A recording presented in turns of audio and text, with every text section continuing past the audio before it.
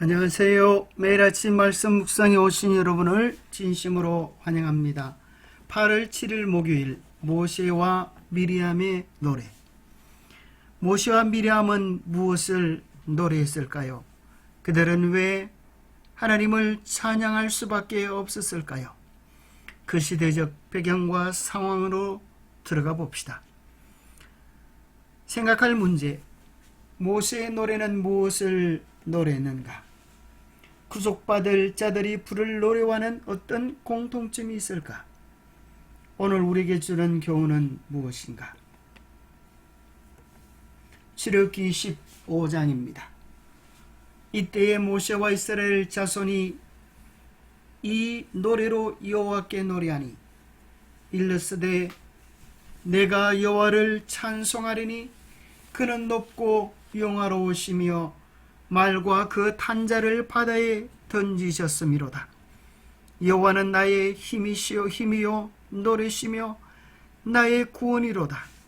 그는 나의 하나님이시니 내가 그를 찬송할 것이요 내 아버지의 하나님이시니 내가 그를 높이리로다. 여호와는 용사시니 여호와는 그의 이름이시로다. 그가 바로의 병거와 그의 군대를 바다에 던지시니 최고의 지휘관들이 홍해에 잠겼고 깊은 물이 그들을 덮으니 그들이 돌처럼 깊음 속에 가라앉았도다. 여호와여 주의 오른손이 권능으로 영광을 나타내시니이다. 여호와여 주의 오른손이 원수를 부수니이다. 주께서 주의 큰 위엄으로 주를 거스리는 자를 엎으시니이다. 주께서 진노를 발하시니 그 진노가 그들을 지푸라기 같이 사르니이다. 주의 콧김에 물이 쌓이되 파도가 언덕같이 일어서고 큰 물이 바다 가운데 엉기니이다. 모세와 미리암과 온 이스라엘 자손은 하나님을 찬양할 수밖에 없었습니다. 왜냐하면 하나님의 영광과 위엄과 역사심이 참으로 엄청나서 찬양할 수밖에 없는, 찬양 아니하고서는 참을 수 없는 깊은 감동들이 그들의 가슴 안에서 솟구쳐 나왔기 때문입니다. 그들을 노예에서 구원하신 여호와, 그들을 죽이기 위하여 말과 병거로 공격하는 그들을 홍해에 장사 지내고 한 명도 남지 않게 진멸하시는 여호와를 보면서 그들은 그들의 원수, 그들의 대적을 마치 지푸라기처럼 사르시는 하나님의 권능과 위엄을 찬송할 수밖에 없었습니다. 이 노래는 주님이 당신의 백성을 대적하는 자들을 물리치신 강한 전사이심을 찬양합니다. 모세는 자신만의 언어로 나의 하나님이신 주님께서 자신의 힘과 노래와 구원이 되심을 강조합니다.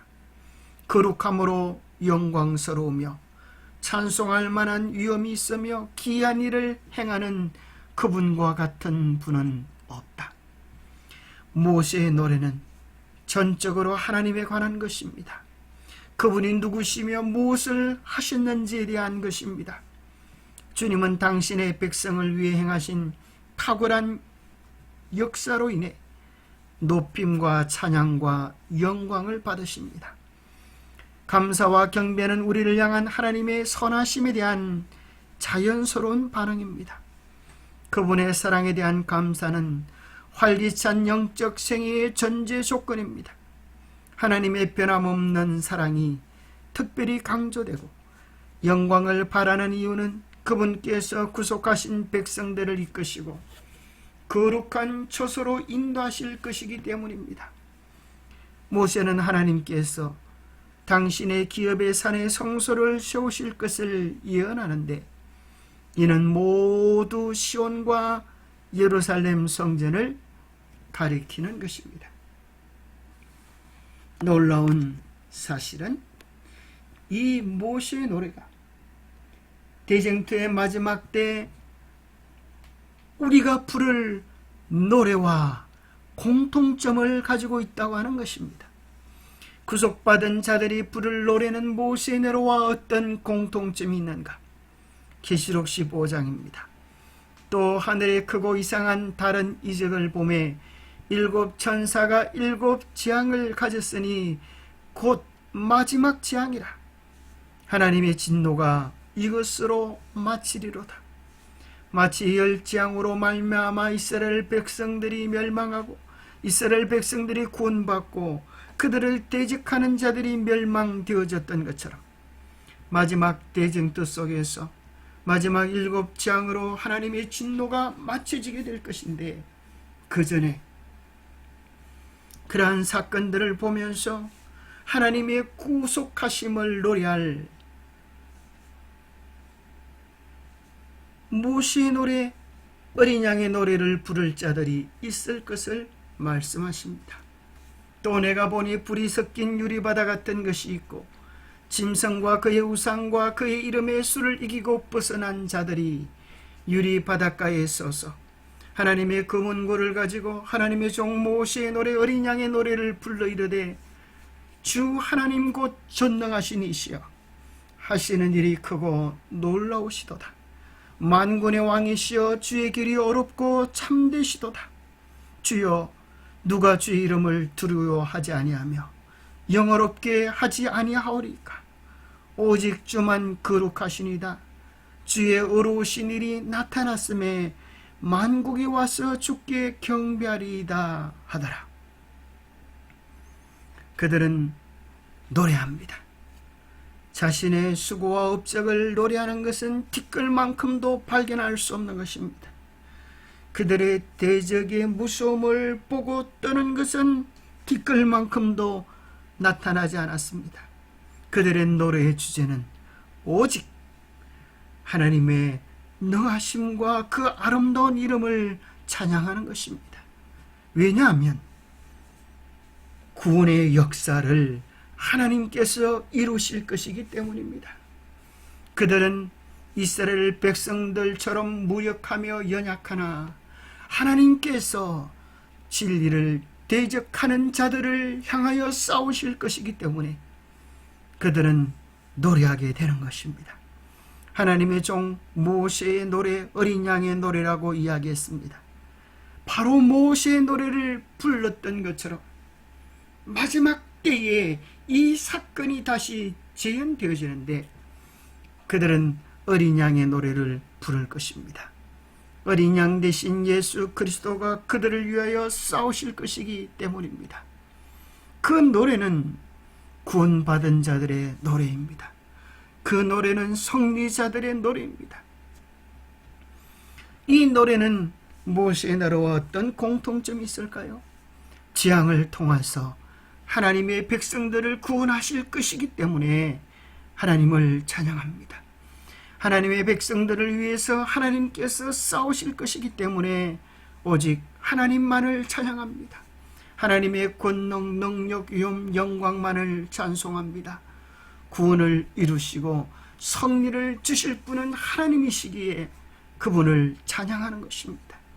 원수를 멸하시고 영원히 다시 보지 않게 하실 것이기 때문에 이제는 우리를 괴롭히는 모든 죄와 악을 뿌리채 사로실 것이기 때문에 우리는 그분을 찬양하지 아니할 수밖에 없게 될 것입니다. 백성들은 이제 새로운 세상을 향하여 출발하게 될 것입니다. 하나님이 그들을 향하여 베푸신 구원의 놀라운 역사를 보게 될 것이기에 그들은 찬양하지 아니할 수 없는 것입니다. 홍해의 기적이 실제적 역사였듯 이 어린 양의 노래도 실제적 역사가 될 것이기에 그들이 경험하고 맛보고 체험한 이 놀라운 하나님의 인도하심을 어떻게 찬양하지 아니하고 견딜 수 있겠습니까? 가장 오래되고 장엄한 성리의 노래, 뒤에는 강한 애국 군대가 추적해 오고 있는 어려운 상황에서 바다 가운데로 길이 열리고 그들의 원수들이 승리했다고 생각하던 순간에 여지없이 패배당하는 것을 보았다. 여호와께서 홀로 그들을 구원하셨다. 그리하여 그들의 마음은 감사와 믿음을 가지고 그분에게로 향했다. 그들은 감격하며 찬양의 노래를 불렀다. 하나님의 성령이 모세에게 임하셨으며 모세는 백성들을 지휘해서 감사에 넘친 승리의 노래를 불렀다. 기도하겠습니다. 하나님 아버지, 모세와 미리암과 이스라엘 백성들에게 승리의 노래를 넣어주신 하나님을 찬양합니다. 모세와 미리암과 이스라엘 백성들이 경험했던 그 놀라운 구원의 역사를 마지막 시대에 당신의 백성들에게 다시 맛보게 하실 것이기 때문에 우리 좋으신 하나님을 찬양합니다. 그 영광스러운 찬양의 자리에 우리도 있기를 원합니다. 우리의 매일의 작은 싸움들 속에 승리케 하시는 하나님을 찬양케 하시고 하나님께서 반드시 승리의 길로 이끄시기 때문에 우리의 시련과 어려움 속에서도 어두움 속에서도 여전히 하나님을 찬양하며 살아갈 수 있도록 도와주옵소서. 하늘 찬양의 자리, 그 영광의 자리에 우리의 이름도 기억해 주옵소서.